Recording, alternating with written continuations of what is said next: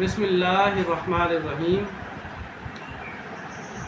اہل اسلام میں ختم نبوت کا بڑا چرچا کیا جاتا ہے، بڑی تقریریں کی جاتی ہیں، بڑا زور شور سے اس کے اوپر بیانات ہوتے ہیں، مناظرے ہوتے ہیں، بحثیں ہوتی ہیں، اور یہاں تک کہ ٹیکسٹ بکس میں بھی اس کی بڑی ترویج اور اشاعت کی جاتی ہے۔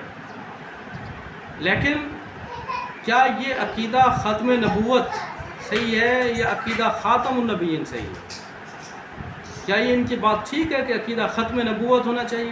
ہم یہ کہتے ہیں کہ عقیدہ ختم نبوت نہیں بلکہ عقیدہ خاتم النبیین ہونا چاہیے، اور یہی بات صحیح ہے۔ قرآن حکیم کی روشنی میں ہم دیکھتے ہیں کہ سورہ احزاب آیت نمبر 40 میں اللہ رب العالمین نے ارشاد فرمایا، اعوذ باللہ من الشیطان الرجیم، ما کان محمد ابا احد من رجالکم ولکن رسول اللہ وخاتم النبیین وکان اللہ بکل شیء علیما۔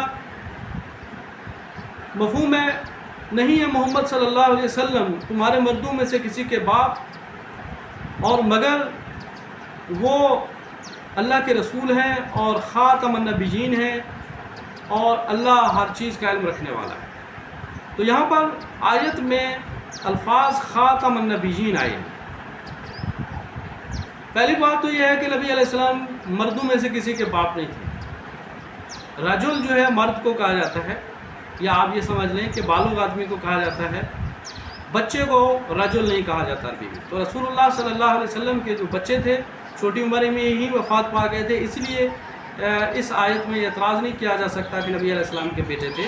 وہ ہونے کے باوجود چونکہ وہ چھوٹی عمر میں وفات پا گئے تھے، اس لیے نبی علیہ السلام کسی رجل کے باپ نہ تھے، کسی مرد کے یا بڑے بالغ آدمی کے باپ نہ تھے، اور پھر اللہ کے رسول تھے، اور وخاتم النبیین اور نبیوں کے خاتم تھے۔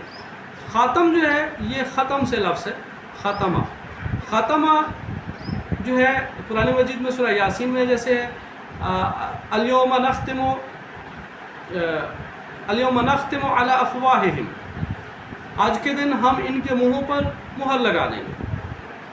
اور اسی طرح سورۃ البقرہ میں ارشاد فرمایا، ختم اللہ علی قلوبہم، اللہ نے ان کے دلوں پر مہر لگا دی، منافقین کے دلوں پر مہر لگا دی ہے کہ وہ حق کو تسلیم نہیں کرتے، اب ان کے اندر حق نہیں جا سکتا، مہر لگی ہوئی ہے۔ جس طرح کسی چیز کی سیل، آج کل زمانہ ہے آپ دیکھتے ہیں سیل، مہر کو سیل کہتے ہیں انگریزی میں۔ بہت ساری چیزیں ایسی ہوتی ہیں جو سیل پیک ہوتی ہیں، تو جب سیل ہوتی ہے اس پیکٹ کے اوپر یا اس چیز کے اوپر یا اس باٹل کے اوپر، تو وہ بالکل بند ہوتی ہے، اس میں سے کسی چیز کا داخل ہونا یا اس میں سے کسی چیز کا باہر نکلنا ممکن نہیں ہوتا جب تک وہ سیل ہے۔ تو اسی طرح نبی علیہ السلام محمد صلی اللہ علیہ وسلم کیا ہے؟ النبیین کی سیل ہے، خاتم ہے۔ اب خاتم النبیین کا مطلب ختم نہیں ہے بلکہ خاتم ہے، تو یہ ہے سیل لگانے والے یا مہر لگانے والے یا ختم کرنے والے یا بند کر دینے والے۔ جب بھی کسی چیز کے اوپر مہر لگائی جاتی ہے تو وہ سلسلہ بند ہو جاتا ہے، جو اس کے اندر جو چیز ہوتی ہے جس پر مہر لگائی جا رہی ہے، نہ وہ اندر والی چیز باہر آ سکتی ہے اور نہ باہر سے کوئی چیز اندر جا سکتی ہے۔ اسی طرح رسول اللہ محمد مصطفیٰ صلی اللہ علیہ وسلم النبیین کے کیا تھے؟ خاتم تھے، یعنی النبیین کی مہر تھے۔ اب النبیین میں کون سے انبیاء شامل ہیں؟ ظاہر ہے اس میں جو ال ہے وہ لام استغراقی ہے، اور یہ النبیین جو ہے یہ جمع سالم کا صیغہ ہے، اور اس میں وہ تمام انبیاء شامل ہیں جو محمد صلی اللہ علیہ وسلم سے پہلے تھے، جن میں عیسیٰ علیہ السلام بھی شامل ہیں۔ تو رسول اللہ صلی اللہ علیہ وسلم تمام انبیاء بشمول عیسیٰ علیہ السلام سب کے خاتم ہیں، سب کے مہر ہیں، اور سب کا انبیاء کا سلسلہ ختم کرنے والے ہیں۔ اب یہ ہے کہ بعض لوگ کہتے ہیں کہ النبیین میں یہ نبوت تو ختم ہو گئی لیکن نبی شخص آ سکتا ہے۔ تو آپ دیکھیں نبی جو ہے رسول اللہ صلی اللہ علیہ وسلم ہوں یا محمد صلی اللہ علیہ وسلم سے پہلے کے انبیاء ہوں، ان کو نبوت عطا کی جاتی ہے اللہ کی طرف سے، اور نبی جو ہوتا ہے وہ نبوت کے ساتھ ہوتا ہے، نبوت سے الگ نہیں ہوتا۔ نہ ان کی زندگی میں ان کی نبوت الگ ہوئی ہے، نہ قیامت والے دن الگ ہوگی، نہ کسی زمانے میں الگ ہوگی۔ جو نبی قرآن مجید میں موجود ہیں وہ آج بھی نبی ہیں، وہ کل بھی نبی تھے، اور قیامت تک وہ نبی ہیں۔ لیکن اب یہاں پر یہ کہنا کہ محمد صلی اللہ علیہ وسلم کے بعد بھی نبی آ سکتا ہے، لیکن وہ نبوت کے ساتھ نہیں بلکہ شخصیت آ سکتی ہے. تو ایسی بات نہیں ہے، کیونکہ اس میں جو آیت ہے اس میں خاتم النبیین ہے، خاتم النبوت نہیں ہے، یعنی نبوت کے ختم کرنے والے نہیں ہیں بلکہ خاتم النبیین ہے.